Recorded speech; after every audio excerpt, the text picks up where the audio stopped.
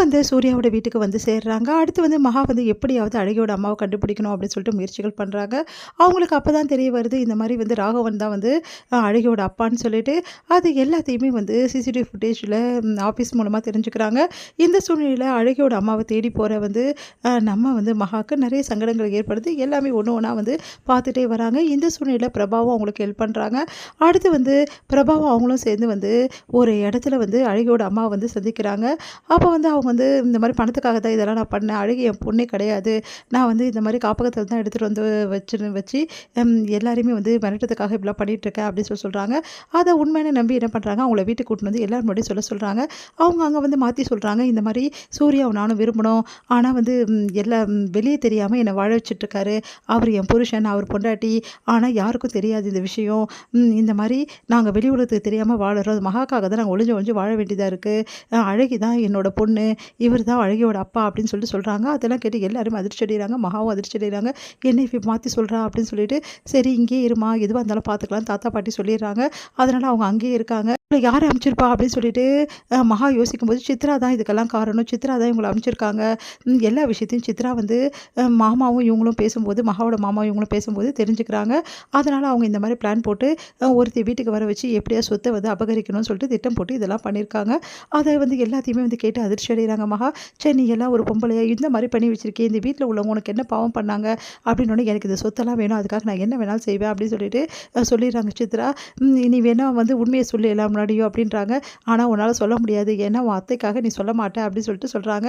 இதனால் மகா என்ன பண்ணுறதுன்னு திறமை தவிக்கிறாங்க. இந்த சூழ்நிலையில் சூர்யா செமையாக டென்ஷன் ஆகிறாரு.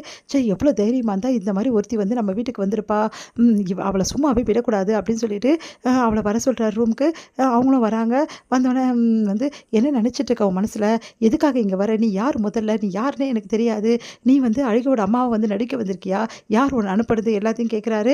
அதுக்கு வந்து இங்கே பாருங்கள், தேவையில்லாமலாம் எதுக்கு பேசிகிட்டு இருக்கீங்க, நான் உங்கள் பொண்டாட்டி, அதுவும் லீகல் பொண்டாட்டி இல்லை, வேறு மாதிரி பொண்டாட்டி அப்படின்னு அதிர்ச்சி அடைகிறாரு.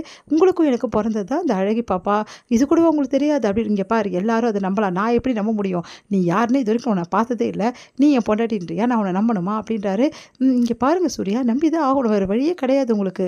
ஏன்னா இப்போ தற்சமயத்துக்கு நான் வந்து ஒரு சாதாரண ஒரு லைஃப்பை வாழ்ந்துட்டு இருந்தேன்.